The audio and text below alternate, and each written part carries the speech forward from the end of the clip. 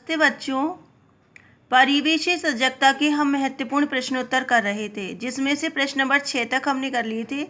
आज हम करेंगे प्रश्न नंबर 7। प्रश्न नंबर 7 में 4 प्रश्न दिए हुए हैं, जिनमें से पहला है, अगर किसी वाहन में आग लगी हुई दिखे तो आप किस संख्या पर डायल करेंगे। प्रश्न नंबर 2, सड़क पर अगर कोई व्यक्ति घायल दिखे तो आप किस संख्या पर डायल करेंगे।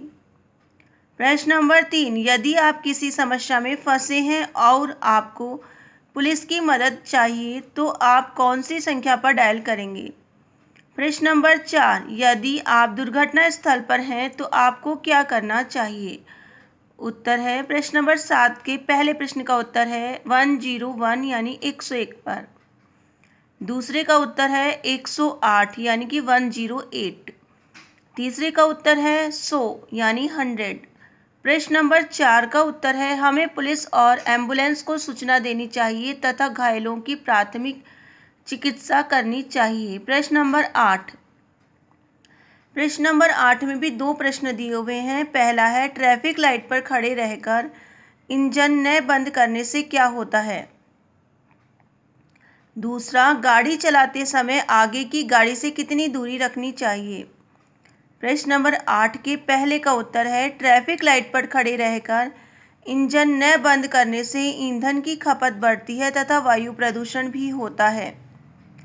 दूसरे का उत्तर है, आगे की गाड़ी व अपनी गाड़ी के बीच एक गाड़ी की दूरी रखनी चाहिए।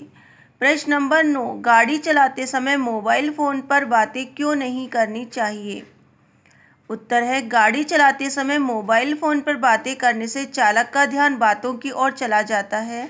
फलतः वाहन से नियंत्रण हटते ही दुर्घटना हो जाती है। अतः वाहन चलाते समय मोबाइल पर बातें नहीं करनी चाहिए।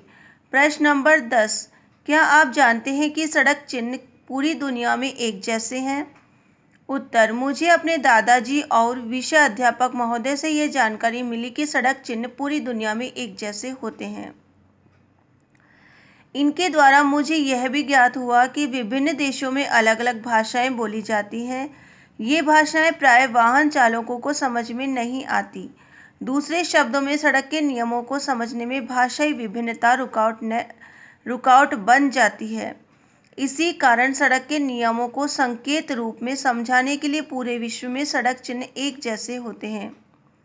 प्रश्न नंबर 11, पैदल यात्रा परिपथ को जेब्रा क्रॉसिंग क्यों कहते हैं। उत्तर है, पैदल यात्रा परिपथ को जेब्रा क्रॉसिंग इसलिए कहते हैं क्योंकि सड़क पर जिस जगह यह क्रॉसिंग होती है वहाँ वैसी ही क्षैतिज धारीदार पट्टियाँ बनी होती हैं जैसे जेब्रा पशु के शरीर पर बनी होती है। इस प्रकार जेब्रा क्रॉसिंग का आशय धारीदार पट्टियों से होता है। प्रश्न नंबर 12, उन उपायों के बारे में पता लगाइए जिनका प्रयोग कर सड़क पर वाहन की गति को कम किया जाता है और क्या ऐसा करना आवश्यक है। उत्तर है, सड़क संकेतक लगाए जाएं जिनमें गति सीमा दर्शाई गई हो। दूसरा, स्कूल, कॉलेज, अस्पताल, राजकीय कार्यालयों के पास स्पीड ब्रेकर लगे हों। तीसरा, ट्रैफिक पुलिस द्वारा निगरानी रखी जाए। चौथा, नागरिकों को सड़क सुरक्षा के विषय में पूर्ण जानकारी हो। पांचवा, राजमार्गों और एक्सप्रेस वे पर गति सीमा के लिए विशेष निर्देश हों। हाँ, सड़क दुर्घटनाओं की रोकथाम के लिए ऐसा करना आवश्यक है। प्रश्न नंबर 13, सड़क पर बच्चों द्वारा पालन की जाने वाली 4 सावधानियां लिखिए। उत्तर है, पहला, बच्चों को सड़क को खेल के मैदान के रूप में प्रयोग नहीं करना चाहिए। नंबर 2, बच्चों को न तो सड़क पर दौड़ना चाहिए और न ही दौड़ने की होड़ करनी चाहिए।